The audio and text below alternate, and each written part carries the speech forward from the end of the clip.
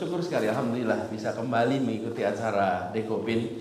Ketika saya dapat undangan pertama kali, diberitahu Pak Nurdin ada surat undangannya, saya sempat khawatir, waduh ini pas jadwalnya itu ada acaranya di Palu. Pokoknya saya bilang ini gimana caranya bisa pulang supaya tetap bisa hadir di acara Dekopin ini. Jadi acara di sana belum selesai sebenarnya, pagi-pagi udah langsung terbang ke sini. Alhamdulillah, untung ada pesawat langsung ya, Palu Jakarta. Jadi, alhamdulillah bisa sampai dan ketemu dengan ibu bapak para pejuang koperasi yang punya tantangan yang cukup besar di Indonesia ini. Jadi saya dapat kesempatan untuk berbagi. Cuman tadi diberi waktunya agak menakutkan malah. Agak menakutkan lah. Kalau diberi waktu ngomong 15-20 menit gitu malah punya bayangan. Kalau agak panjang itu kita khawatir nih. Tapi saya ingin gunakan kesempatan ini untuk berbagi pandangan, berbagi harapan, dan sedikit reflektif barangkali atas apa yang kita kerjakan selama ini. Saya ingat kalau tidak salah tahun lalu ya Pak Didin ya diundang di acara di Senayan di Hotel Century Atlet. Saya ingin mengulang sedikit soal itu. Jadi undangannya adalah bicara tentang ekonomi kerakyatan. Dan pembahasan ekonomi kerakyatan ini sudah menjadi pembahasan rutin puluhan tahun. Puluhan tahun, bukan hanya sekarang-sekarang aja, dari dulu kita bahas.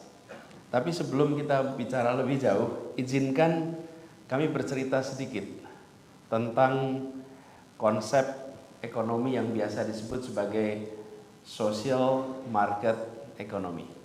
Kalau sekarang mereka malah menyebutnya social market environment economy. Nah kebetulan saya ketika tugas di Paramadina di kampus, kami secara khusus Pak mengadakan program pengkajian, pendalaman terkait dengan konsep social market economy ini. Kita mengundang para ekonom-ekonom dari kampus-kampus di seluruh Indonesia untuk bekerja bersama, memikirkan tentang bagaimana social market economy ini secara konseptual dan secara eksekusi. Kami kerjasama dengan Jerman, karena Jerman yang sudah melaksanakan konsep ini. Jadi yang unik dalam penanganan ini, dalam konteks di Jerman, penanganan kemiskinan misalnya. Kalau di sana itu tidak dikerjakan oleh kementerian yang mengurusin Kesra, tapi kemiskinan itu dikerjakan oleh kementerian yang mengurusin perekonomian. Jadi Menteri Pembangunan dan Kerjasama Ekonomi itulah yang mengurusi soal kemiskinan. Padahal di sana ada Kementerian Sosial dan Tenaga Kerja. Kenapa itu dilakukan? Karena urusan kemiskinan, urusan ketimpangan itu diselesaikan melalui instrumen ekonomi, bukan melalui instrumen jejaring pengaman sosial. Jadi pasar perekonomian itu sengaja dirancang untuk memperhitungkan mereka yang miskin dan mampu mengakomodasi mereka dengan memberikan kesempatan-kesempatan yang setara di dalam sistem perekonomiannya. Yang biasa kita kerjakan, apalagi di Amerika Utara, biarkan market beroperasi. Nanti ada yang disebut sebagai market failure, kegagalan pasar. Market failure itu yang bisa menciptakan atau yang muncul dengan fenomena ketimpangan, fenomena kemiskinan. Nah, market failure itu, sisa itu nanti yang akan dibantu oleh pemerintah dengan berbagai macam program peran sosial. Jadi, membereskan persoalan ketimpangan kemiskinan bukan semata-mata sebagai instrumen, menggunakan instrumen pemerintah, tapi justru menggunakan instrumen pasar. Nah, ini konsep ini, social market economy ini didorong menjadi alternatif ketiga setelah kita punya dua, yang kita tahu di dunia ini. Satu adalah sistem kapitalis, yang satu sistem sosialis. Ini menjadi jalan ketiga yang ditawarkan. Dia menggabungkan sistem ekonomi pasar, sistem ekonomi kapitalis dengan kebijakan-kebijakan sosial yang memastikan adanya kompetisi yang adil di dalam pasar dan di dalam meraih kesejahteraan bersama. Jadi, negara tidak mengintervensi perencanaan produksi, tidak mengintervensi perencanaan ketenagakerjaan, penjualan, tapi negara menggunakan instrumen kebijakan moneter, menggunakan instrumen kredit, perdagangan, perpajakan, bea cukai, investasi untuk menciptakan sebuah perekonomian, untuk menciptakan sebuah pasar yang memastikan bahwa kesejahteraan dan memastikan bahwa terpenuhinya kebutuhan seluruh populasi, bukan hanya sebagian populasi. Nah, kita ketika melihat ini, konsep ini di dalam operasionalisasinya di sana, rasanya seperti melihat sesuatu yang sering kita baca dalam literatur kita, yang kita sebut sebagai konsep ekonomi Pancasila. Konsep ekonomi kerakyatan yang sudah digaungkan berdekade-dekade yang lalu. Nah, kalau kita lihat, saya cek nih sejarahnya, social market economy ini, itu pertama kali di Jerman itu tahun 49. Sebenarnya kita lebih awal tuh bicara tentang bagaimana ekonomi kerakyatan, ekonomi Pancasila itu sudah jauh sebelum tahun 49. Tapi ada bedanya Bapak Ibu. Apa bedanya ini? Bedanya kita yang membawa konsep ekonomi kerakyatan, konsep ekonomi Pancasila berhenti di wilayah filsafat. Ekonomi Pancasila sebagai filosofi. Sementara mereka yang berada di dalam social market ekonomi bergerak sampai modeling. Bagaimana hitungan matematikanya? Bagaimana model perekonomiannya? Fungsi produksinya seperti apa? Jadi di kita berhenti di wilayah filsafat, karena itu nggak bisa didebat, pasti semua setuju. Pasti semua setuju. Oh, filosofinya adil kok, mana ada yang nggak setuju sama adil? Pertanyaannya, bagaimana menjelaskannya? Nah kita generasi, kalau boleh saya cerita sedikit sejarahnya, Bung Hatta dan generasinya berbicara tentang ekonomi yang berkeadilan, pasar yang berorientasi pada kesejahteraan semua, bukan berorientasi pada kesejahteraan sebagian. Itu generasi Bung Hatta. Generasi berikutnya dikirim sekolah ekonomi rame-rame ke negara yang mengadopsi sistem kapitalis. Berangkat rombongan ke sana, dan kemudian di sana tidak sedikit pun belajar unsur sosialnya di dalam pasar. Teknik-teknik kebijakannya, modeling ekonominya, semua mengasumsikan pasar tanpa unsur sosial. Dan berbondong-bondong mereka pulang ke Indonesia, lalu menyusun perencanaan perekonomian Indonesia, tidak menggunakan kiblat yang disusun Bung Hatta, tapi menggunakan kiblat yang dipelajari ketika berada di sekolah tempat mereka belajar. Dan saya salah satu yang terbawa dalam rombongan itu. Iya. Saya berangkat ke Amerika. Saya berangkat ke Amerika itu asal beasiswa Fulbright. Bidangnya international trade. Saya ini sebetulnya bidangnya bukan politik, Pak Ibu. Bidang saya ini fakultas ekonomi. Saya ini sarjana ekonomi. Ambil bidangnya adalah bidang international trade. Di sana bicara tentang ekonomi internasional, ekonomi policy. Dan tesis atau paper saya di final itu tentang currency market. Tentang apa itu currency market itu? Pasar mata uang. Pasar mata uang. Dan bagaimana mengelola currency market itu dengan benar, gitu kira-kira. Nah, tapi untungnya, pondasi yang saya bawa berangkat itu pondasi yang saya pelajari dari Bapak Mubiarto. Karena saya belajar ekonomi di Fakultas Ekonomi Universitas Gadjah Mada guru saya namanya Profesor Mubiarto yang bicara ekonomi Pancasila.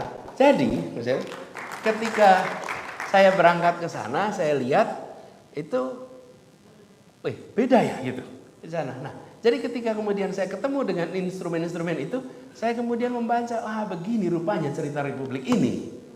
Oke. Ketika kami belajar ekonomi Pancasila, ekonomi kerakyatan, nggak ada modelingnya Bapak Ibu. Nggak ada. Mana modelnya? Coba kalau Bapak Ibu tanya, ini mana modelnya? Fungsi produksinya seperti apa?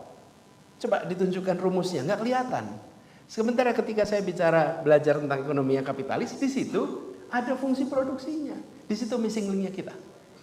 Oke? Karena itu ketika saya kemarin bertugas sebagai rektor di Universitas Madinah, saya bicara, yuk kita bahas bagaimana menerjemahkan ekonomi kerakyatan, ekonomi Pancasila dalam sebuah model-model perekonomian, model-model ekonomi yang matematikanya bisa dihitung.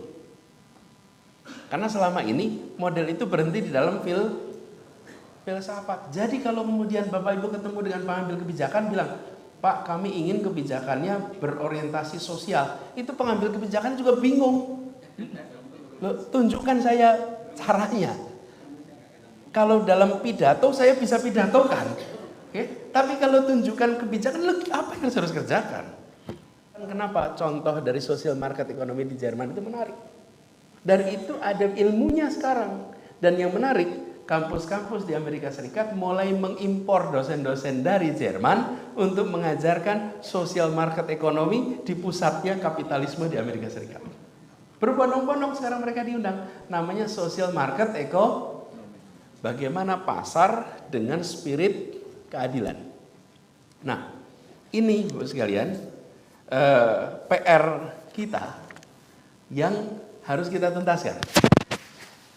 Ketika kita mengkaji ini dengan banyak ekonomi Indonesia, semuanya merasa alhamdulillah, akhirnya filosofi yang kita punyai itu punya instrumen aplikasinya.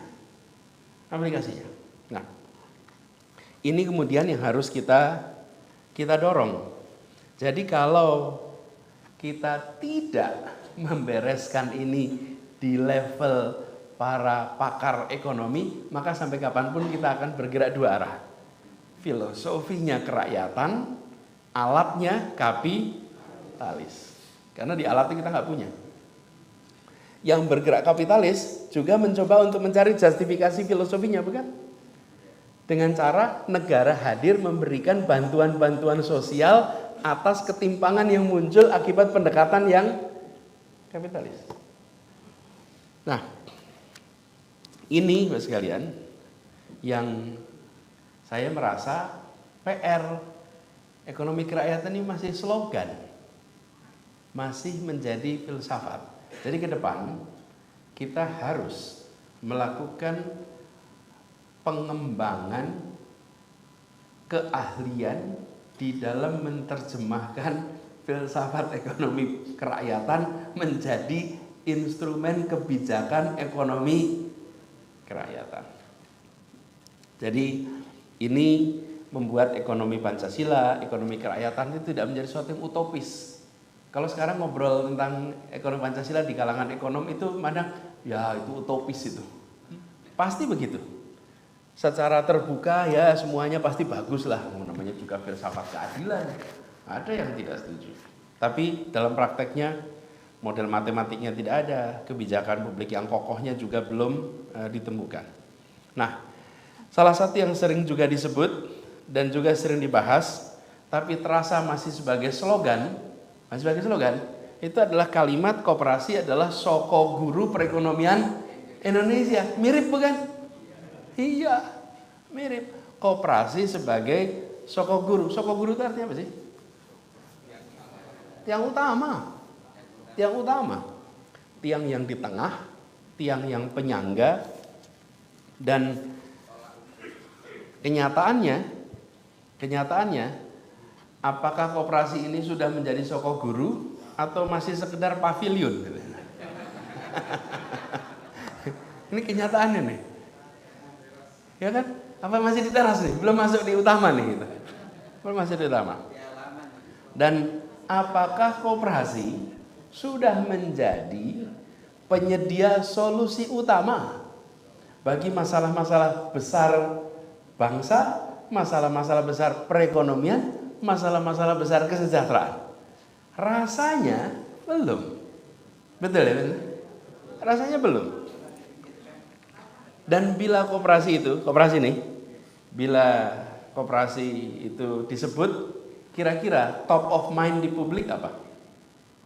Koperasi simpan pinjam, Bapak Ibu. Iya kan? Itu top of mind tuh.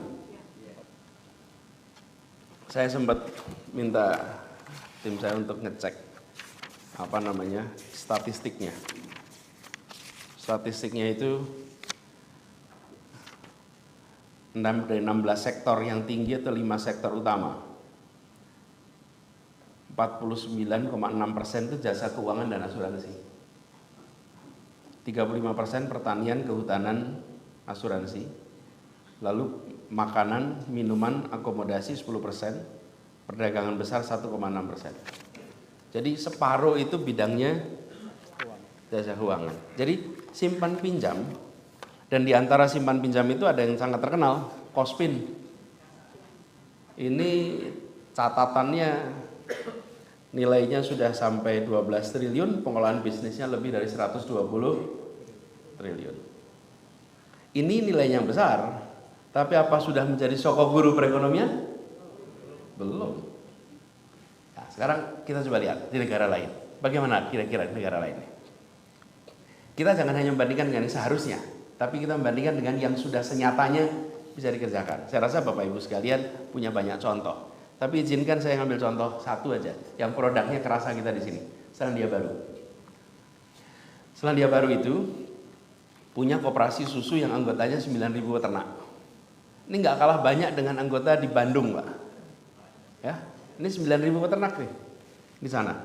Tapi koperasi ini menguasai 30% ekspor susu dunia. Saya ulang nih, 30% ekspor susu dunia. Dan kita kenal di Indonesia ada mentega Anchor, susu Anlene. Ini banyak sekali. Namanya Fonterra. Fonterra ini koperasi di sana.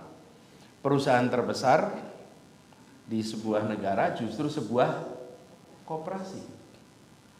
Jadi kalau di New Zealand mereka bisa bilang di New Zealand nih bahwa koperasi soko guru perekonomian New Zealand. Bisa itu. Boleh. Lawang yang terbesar adalah koperasi menguasai susu dunia. Kita punya di Indonesia namanya KPSBU, Koperasi Peternak Susu Bandung Utara. Dan anggotanya di sana itu lebih dari 8.000. Kalau di Selandia Baru 9.000, ini lebih 8.000. Populasi sapi perahnya itu di atas 20.000 dan produksi sekarang sekitar 150 ton per hari. Nah pertanyaannya, apakah KPSBU Lembang ini udah menjadi sokok guru perekonomian di Lembang dan Bandung? Itu dia. Apakah bisa kita bilang bahwa perannya sudah mendekati peran Fonterra di Selandia Baru? Belum. Apakah dia nantinya bisa seperti Fonterra? Harus bisa. Ini tugas kita bersama. Jadi kita punya potensinya, harus bisa, harus bisa. Jadi kita ini ketika melihat kenyataan loh, ukurannya 9.000, sini 8.000, yang sana bisa nguasain, ini masalah bin harus bisa. Dan kita harus mengusahakan itu. Ada satu contoh lain Pak, di daerah Basque. Basque itu di Spanyol. Ada koperasi namanya Mondagron. Bidangnya bisnis, keuangan, retail. Ini pekerjanya 80.000 orang, ada 250 anak perusahaan. Dan mereka punya sebuah kebijakan yang unik, yaitu tentang rasio upah. bahwa rasio upah pegawai paling rendah dan paling tinggi tidak boleh 5 kali lipat. Dan mereka ikut menentukan arah kebijakan. Ketika Spanyol kemarin menghadapi kontraksi, krisis global, mereka bersama-sama mengambil keputusan bukan mengurangi tenaga kerja, tapi mengurangi gajinya, mengurangi anggarannya secara bersama-sama, tapi tenaga kerjanya tidak dikurangi. Inilah contoh ketika fungsi produksinya itu berubah. Kita biasanya dalam perekonomian itu total produktivitas itu ada fungsinya. Ada sumber daya kapital nomor 1, labor, tanah, teknologi, kemudian dia menjadi satu persamaan fungsi produksi. Nah, ini contoh ekonomi kerakyatan. Ada juga contoh lain di Yunani, Pulau Sifnos. Ini penduduknya sekitar 3.000 orang, bikin koperasi, memproduksi listrik dari sumber terbarukan untuk 100% kebutuhan listrik sendiri. Jadi mereka bikin surya panel, bikin kincir angin, dan kemudian mereka gunakan itu untuk semuanya. Dan di Jerman hari ini 50% energi terbarukan itu dihasilkan dan dimiliki oleh komunitas-komunitas bentuknya koperasi. Bapak sekalian, 50% dari energi terbarukan di Jerman dihasilkan lewat koperasi. Jadi ini contoh nyata ketika filosofi itu diturunkan dalam bentuk kebijakan, diturunkan dalam bentuk model, begitu dieksekusi dahsyat dampaknya. Itu tadi cerita Selandia Baru, cerita Spanyol, cerita Yunani. Sekarang saya cerita Jakarta, boleh ya? Jakarta. Walaupun sudah pensiun, Mbak bisa. Ada pensiun, tapi saya cerita Jakarta, boleh kan? Boleh. Jadi ketika kami bertugas di Jakarta, kita melihat ini nggak bisa kita membiarkan begini saja. Negara rakyat berinteraksi tanpa ada sebuah institusi yang mengatur bersama. Jadi kita gunakan pendekatan koperasi ini untuk sebuah dalam tanda kutip policy eksperimen, policy breakthrough yang belum pernah terjadi sebelumnya. Kami ini di pemerintah kalau membangun rumah susun, lalu pengelola rumah susun itu akan berurusan dengan setiap warga yang ada di situ. Tagihannya, maintenance-nya, begitu kira-kira. Semua kita kerjakan. Nanti pada bayar tuh bulanan. Seperti apartemen. Nah, kampung akuarium itu kampung yang dulu digusur. Hilang, kemudian kami bangun kembali kampung itu. Dibangunlah tower di sana. Dan warganya kembali masuk ke sana. Nah, ini kita ubah konsepnya. Bukan pemerintah berurusan dengan per warga, kami minta mereka membuat koperasi untuk mengelola itu semua. Namanya Koperasi Akuarium Bangkit Mandiri. Mereka menjadi entitas berkumpulnya seluruh warga yang tinggal di sana harus anggota koperasi. Tanpa anggota koperasi tidak bisa ikut tinggal di rumah susun. Harus. Lalu seluruh pengelolaan rumah susun itu dikelola oleh koperasi. Pembayaran bulanan oleh koperasi. Jadi negara tidak berurusan langsung dengan rakyat, tapi berurusan lewat koperasi. Kan kita biasanya panggil manajer bikin PT mengelola rumah susun, bukan? Manajemen building. Lah kenapa manajemennya PT? Apa yang terjadi ketika ini dilakukan? Semua memiliki peran yang sama. Ya Bapak Ibu tahulah prinsip peran koperasi. Apa yang terjadi? Kemudian warga itu bersatu, bekerja bersama, dan berurusan dengan pemerintah sebagai sebuah entitas.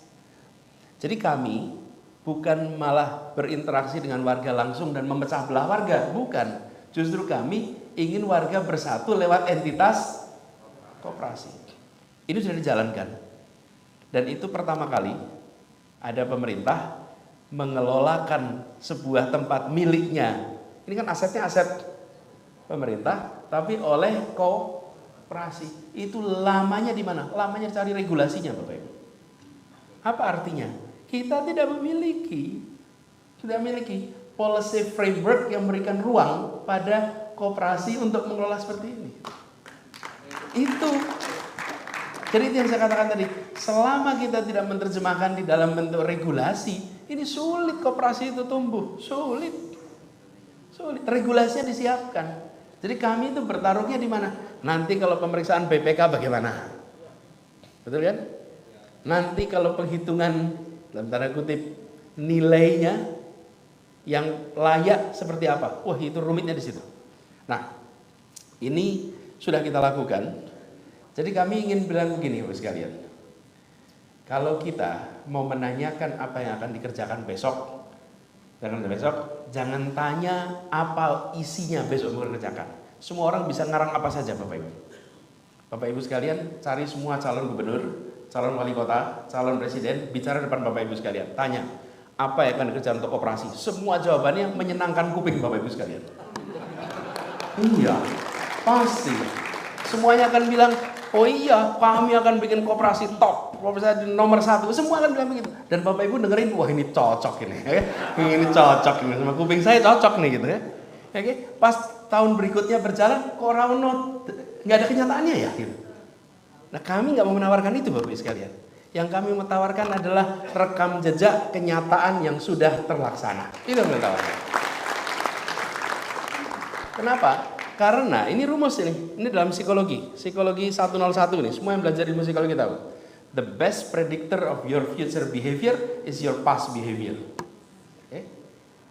Prediktor terbaik untuk perilaku di masa depan adalah perilaku di masa lalu. Itu prediktornya, bukan kata-kata kita tentang masa depan. Bukan, Bapak Ibu juga kalau merekrut pegawai, tenaga kerja, pasti kan tanya. Kalau ditanyain, mau cari petugas jaga malam aja lah paling gampang. Sanggup nggak jaga malam? Lelean. Apa lelean itu? Nggak tidur. Nggak tidur. Sanggup nggak? Pasti bilang sanggup. 2 malam nggak tidur, oh siap. Bapak Ibu terus percaya gitu? Nggak mungkin lah. Bapak Ibu lihat CV-nya. Nggak pernah tugas jaga malam, kok ngaku bisa jaga malam? Nggak akan terjadi. Jadi Bapak Ibu sekalian, berhentilah fokus pada visi misi. Karena visi misi itu bisa disusun orang lain dan bisa indah sekali. Lupakan itu Bapak Ibu. Visi misi. Setiap kali ada kandidat datang, saya ingin dengar visi misi. Hanya mesti bagus Bapak Ibu. Mesti bagus. Terus apa yang Bapak Ibu dapat dari visi misi yang bagus itu? Keterpesonaan sementara. Ya, itu yang Bapak Ibu dapat. Tanyakan rekam jejak. Tanyakan rekam jejak. Visi misi itu imajinatif, tapi rekam jejak itu realita. Rekam jejak itu kenyataan. Nah, kami mau coba di Jakarta ini, ketika kemarin kami kerjakan, coba dengan pendekatan ini. Makanya saya katakan tadi namanya policy experiment, policy breakthrough, di mana kita siapkan regulasinya supaya koperasi itu. Jangan sekarang. Harapan saya pendekatan ini diteruskan. Kita lakukan untuk kampung Bukit Duri. Di Bukit Duri itu warganya dulu digusur, kita buatkan rumah susun yang baru. Sekarang mereka menggunakan koperasi juga untuk mengelola itu. Oke. Nanti Kampung Bayam menggunakan koperasi juga untuk mengelola. Nah kita berharap nanti semua yang baru-baru di Jakarta itu menggunakan koperasi. Kita sudah mulai. Mudah-mudahan diteruskan. Tanda tangannya sudah tidak saya lagi soalnya. Kan itu soal tanda tangan gitu kan. Nah, tapi arahnya sudah dan berjalan. Jadi Bapak Ibu sekalian, ketika awal tahun lalu, awal tahun ini, kami semua diundang, para gubernur ke Nusantara, ibu kota baru. Kami diminta untuk membawa tanah dan air. Nah, kami nggak bawa air mistis-mistis. Kami tidak bawa tanah mistis-mistis, bukan. Tidak. Kami nggak bawa itu semua. Yang dari leluhur mana, enggak. Yang kami bawa itu adalah tanah dari kampung akuarium. Untuk membawa pesan bahwa republik ini didirikan oleh rakyat kebanyakan dan kita harus mengelolanya dengan pendekatan yang mengandalkan pada pendekatan disusun konstitusi kita. Berbasis kerakyatan. Tanpa penggusuran yang seperti biasa kita kerjakan. relokasi itu tidak bisa dihindari Bapak Ibu sekalian. Dalam semua pembangunan relokasi tidak bisa dihindari. Tapi pendekatannya harus pendekatan yang tepat. Nah, ini yang kita bawa kemarin untuk bawa pesan itu. Walaupun terus ramai Bapak Ibu karena bawa tanah dari Kampung Akuarium. Tapi kita ingin membawa pesan bahwa ya kalau ke depan kita harus bicara tentang bagaimana membuat koperasi ekonomi kerakyatan menjadi salah satu strategi utama dalam mengendalikan dampak berlebih dari ekonomi pasar bebas. Kapitalisme dan ekonomi pasar bebas ini Bapak sekalian, sebetulnya ini relatif baru. Sebelum kapitalisme apa namanya Bapak sekalian? Sebelum ada kapitalisme? Feodalisme Bapak Ibu. Itu sebelum ada kapitalisme itu namanya feodalisme. Dan di bangsa kita punya feodalisme itu. Ada. Sebelum ada social market ekonomi, sebelum ada kapitalisme, ekonomi kita ini dikuasai oleh tuan tanah dan kaum aristokrat. Kaum aristokrat, para ningrat, mereka memperkerjakan orang-orang kecil, dan orang-orang kecil ini nurut saja karena mereka menghadapi potensi kelaparan, ketidakterdidikan, penderitaan. Nah, ini sudah berjalan panjang, baru kemudian mulai abad 15-16 di Eropa muncul terobosan tentang perekonomian berbasis kapitalisme. Dan feodalisme ini di Eropa mengalami pergeseran. Tapi di tempat kita feodalisme itu masih jalan terus agak panjang. Jadi saya ingin sampaikan bahwa munculnya kelas berdagang, munculnya variasi market based ekonomi itu fenomena baru dan punya tingkat kesuksesan yang bervariasi. Nah, kita melihat Bapak sekalian, kapitalisme ini telah berhasil mempercepat peningkatan kesejahteraan penduduk bumi secara agregat. Secara agregat kita menyaksikan itu. Jadi gedung ini, kenyamanan yang kita nikmati ini, itu contoh bagaimana sebuah pendekatan itu berhasil memberikan kenyamanan hidup bagi begitu banyak orang. Tapi dia punya dampak yang side effect yang tidak kalah dahsyat. Nah, kita menyaksikan kita di ruangan ini, AC-nya nyaman bukan? Terangnya enak bukan? Oke, tapi untuk ini bisa terjadi apa Bapak sekalian? Emisi yang dihasilkan oleh gedung ini, itu gedung-gedung seperti ini, itu menyumbang 30% dari emisi efek rumah kaca di dunia ini. Sumbangannya 30% dari gedung. Kenapa? Lah wong AC-nya nyaman begini. Nah itu residunya kemana Bapak Ibu? Betonnya. Lalu listriknya. Listriknya dimunculkan dari mana ini? PLTU Bapak Ibu. PLTU-nya di sekitar Jakarta. Itu keluar dalam bentuk cerobong asap yang mengotori lingkungan kita. Jadi ada ketidakpedulian pada kerusakan lingkungan, ada ketimpangan yang melebar akibat distribusi income dan kesejahteraan yang tidak setara, ada kegagalan pasar, dan ada siklus ekonomi yang boom and bust. Nah, ini Bapak sekalian, seperti juga perkembangan teknologi, perkembangan ilmu itu mengalami fase-fasenya. Dan sekarang ini kita menyaksikan bahwa feodalisme dialihkan dengan sistem kapitalis, lalu ada alternatif sosialis, lalu sekarang muncul social market ekonomi. Nah, bagaimana dengan kita di Indonesia?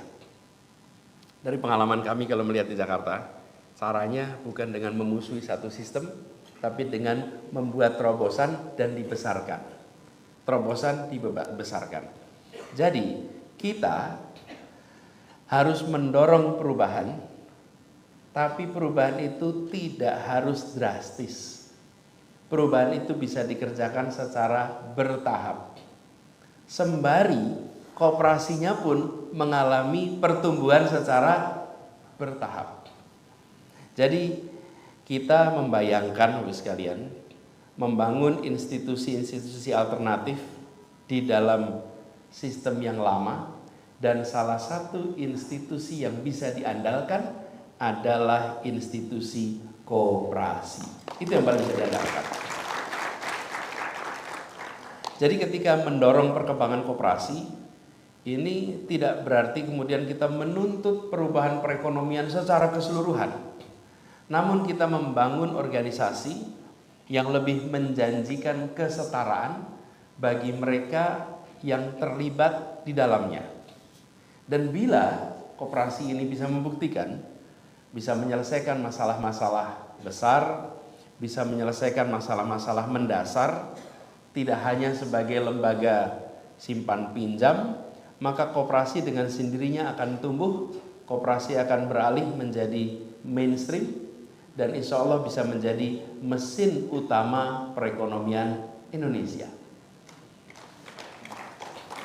Jadi kita ingin Bapak Ibu sekalian punya koperasi sekelas Fonterra yang bisa menghasilkan keadilan sosial seperti yang di Mondagron, yang bisa seinovatif seperti di Sihanouk Island. Nah, Bapak Ibu sekalian berada di Dekopin itu punya contoh-contoh champion koperasi. Betul. Ada contoh-contoh champion koperasi, itu dibesarkan. Strateginya itu dibesarkan. Dan carikan regulasi pemerintah apa yang menghambat itu menjadi besar. Itu diubah. Itu diberikan ruang untuk bisa berkembang. Jadi, saya melihat PR untuk mengerjakan ini itu besar tapi doable. Hanya kita-kita yang berada di dalam pemerintahan itu harus mau mencari ruang policy apa yang harus diubah, ruang policy apa yang harus diberikan. Jadi kalau boleh Bapak sekalian, mumpung lagi Rapimnas nih, Bapak Ibu identifikasi 4 hal. 1, terkait kebijakan untuk koperasi nih. Hal apa yang harus diteruskan dan ditingkatkan oleh pemerintah? 2, hal apa yang harus dikoreksi oleh pemerintah? 3, hal apa yang harus dihentikan oleh pemerintah? Oke. 4, terobosan apa yang harus dikerjakan oleh pemerintah? Itu semua terkait dengan koperasi. 4 ini Bapak Ibu. Jadi kita bukan bicara tentang ekonomi kerakyatan berkeadilan dengan utopia terus mau diterjemahkan ke Indonesia, mau diterjemahkan ke keseharian kita. It won't work. Berjalan. Kita lihat prosesnya, jangan deduktif kira-kira kalau itu. Teorinya lalu kita mau terapkan, jangan, pendekatannya lebih induktif. Lihat kenyataannya lalu identifikasi 4 itu. Apa yang harus diteruskan dan ditingkatkan, apa yang harus dikoreksi, lalu apa yang harus dihentikan atau diganti, diberhentikan, lalu yang keempat adalah apa yang baru, apa yang harus dimulai. Dari sisi koperasinya, identifikasi champion-champion koperasinya siapa. Harus think big, start small. Berpikirnya besar, bekerjanya mulai dari yang kecil, yang nyata nih.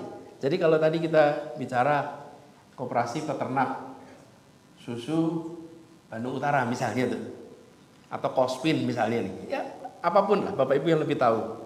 Bapak Ibu yang berada di dalam institusi ini, mana yang bisa jadi champion, mana yang bisa menjadi pembuka, identifikasi itu.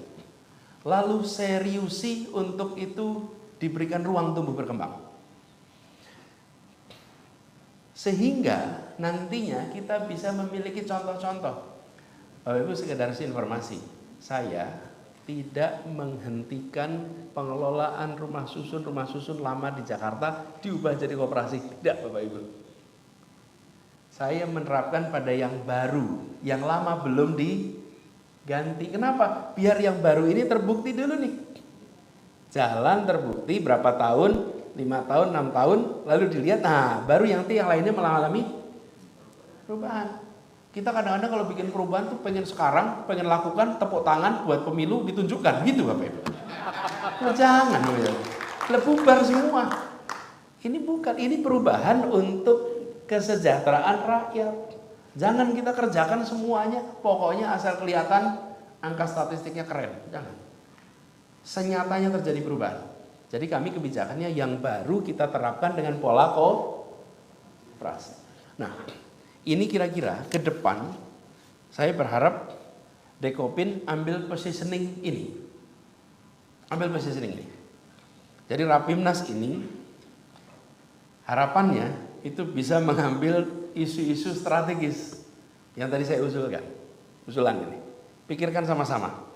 Dan harus kita manfaatkan momentum pasca pandemi ini sebagai kesempatan untuk restarting our economy on the right track. Restarting economy on the right track. Pemerintahnya memberikan ruang, akademiknya mulai memasukkan itu yang saya sebut tadi sebagai ekonomi kerakyatan, sebagai konsep perekonomian. Lalu semua yang bergerak di bidang koperasi itu mengidentifikasi. Jadi nantinya ketika kita bicara tentang cita-cita Republik ini menghadirkan keadilan sosial, maka keadilan sosial itu bisa diraih lewat proses perekonomian yang baik, yang benar. Bukan sekedar dari tangan pemerintah. Dan dengan begitu maka itu self-sustaining. Bapak sekalian, kesejahteraan berkeadilan yang lewat mekanisme pasar itu self-sustaining. Kalau berkeadilan lewat kebijakan pemerintah, pemerintahnya ganti bisa tidak sustain, Bapak Ibu. Tapi kalau lewat mekanisme pasar, dia akan self-sustaining. Nah, selama ini, kalau boleh saya itu sebagai kalimat bahan penutup, selama ini kita mengasumsikan mekanisme pasar itu efisien, tapi kita tidak memasukkan unsur fairness, justice di dalam ekonomi pasar. Itulah yang kira-kira nanti harus kita kerjakan sama-sama. Jadi Bapak sekalian saya hormati, ini adalah harapan, ini adalah cerita tentang apa yang sudah dikerjakan dan bagaimana kedepannya itu bisa kita ekstrapolasi, bisa kita besarkan untuk seluruh Indonesia. Nah, kami berharap Dekopin bisa mencerna ini semua, merenungkannya, dan mudah-mudahan mewujudkan dalam bentuk langkah-langkahnya. Kami ingin sampaikan terima kasih kepada Ibu Bapak sekalian yang konsisten berada di dalam rute yang senyap ini, rute yang sunyi ini. Ya, ini adalah rute yang tidak banyak yang mengerjakan, betul kan? Ya. Secara jumlah memang besar dari sisi jumlah institusinya, dari sisi jumlah orangnya. Tetapi secara porsi di dalam perekonomiannya, nah kita ingin agar skala itu membesar. Kami mempercayai sekalian bahwa instabilitas dunia akibat kerusakan lingkungan itu luar biasa besar. Kita akan ditargetkan menurunkan 1,5 derajat suhu kita. Bukan menurunkan, mencegah kenaikan sampai 1,5 derajat. Itu bukan pekerjaan yang ringan dengan aktivitas perekonomian yang kita miliki seperti sekarang. Itu sekalian, kalau kita tidak kerjakan di skala mikro dengan memunculkan institusi seperti koperasi, ini PR-nya akan luar biasa. Indonesia bisa mengerjakan dan Dekopin harus menjadi garda terdepannya. Terima kasih. Assalamualaikum warahmatullahi wabarakatuh.